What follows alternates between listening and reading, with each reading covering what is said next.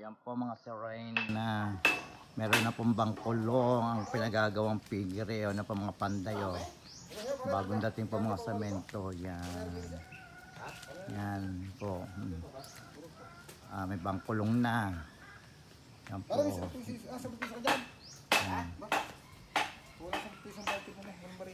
Bago pong kuhan, bumili po rin ng semento para po pagawa po ng pigiri. Yan. May nagsisibak po ng kawayan para po pambalagay sa bubong ng pigiri pong aalagaan ng inahin. Mag-aalaga daw po yung kapatid kong nasa abroad na sa Dubai na si Joby.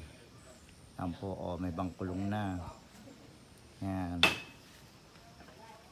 Pagpupunahan po ng isang inahin. Yan. Yan po, may bangkulong na. Yan. Okay na po yata yung hukay din eh.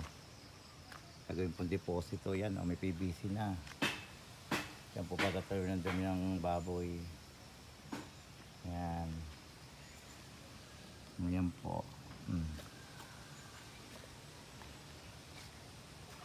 Okay na po. May hagdan pa po doon ng baboy para hindi madulas pag akyat.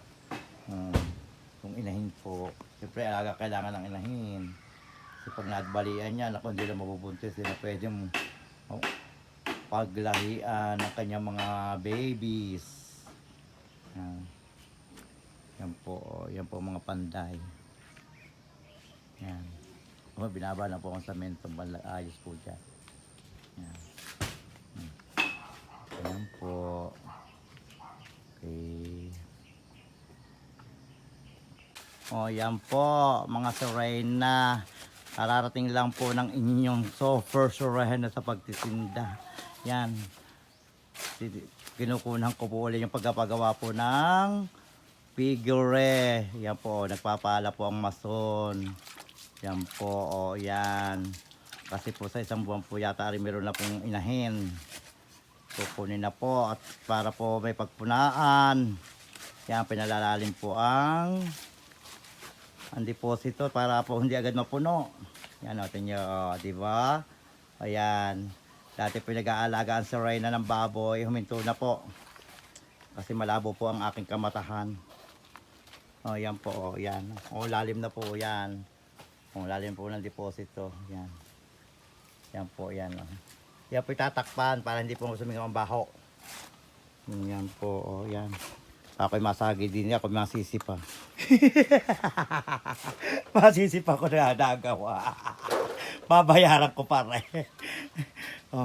Yan po, yan. Ay medyo urong at makamasagi natin yung may tukod na yun.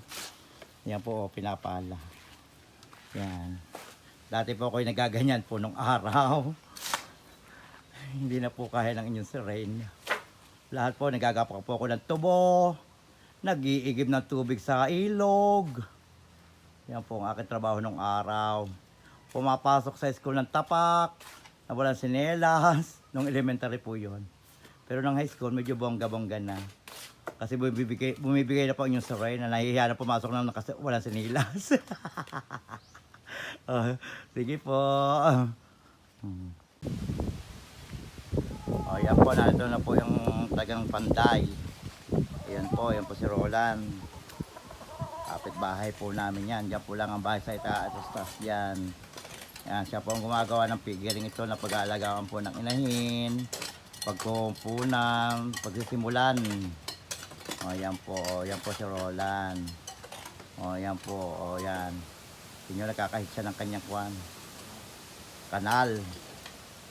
Yan, baka di matuntungan ko sira. Yan po, yan. Dadaanan po ng dumi ng bakuan tubig. Papunta po sa deposito. Ayan. Ayan. Ayan po. Sabi likod ng pigiri. Ayan. Ayan po yan.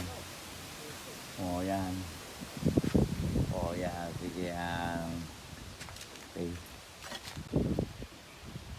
Yan lang mga kaibigan. Continue pa po ang paggagawa ng kulungan ng inahin. Yan po. Yan. Titingnan natin kung ano na nagawa ngayong araw na ito. Yan. Nandiyan na po yero. Yan. May yero na po. Ikakabit na lang po mamaya. Ayan. Lalo po ang deposito, tingnan yan o. Maganda na po o yan. Yan po mga panta. Yan o, yan 4 na po sila. Meron po na-recruit na isa. Ito ako saan galing ari. Galing ari Mindanao. O yan po. Yan mga buhangin, nakatumbak din. Ayan po. Para po pulido. Yan.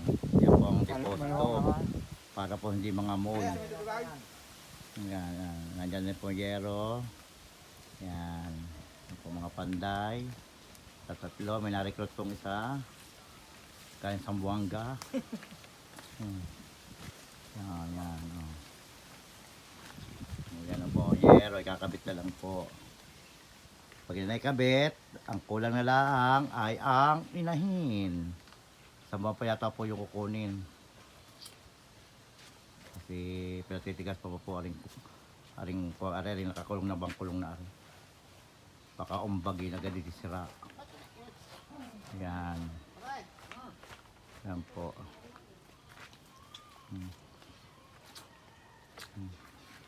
Yan po. Yan po ang mason. Yan po ang manager. Sa Panday. Yung gara ng buhok ko parang Arabo. Kaya, hindi. Yan po parang Arabo. Yan. Sisindi daw po. Sisindi lang Yossi. Yan. Sige po.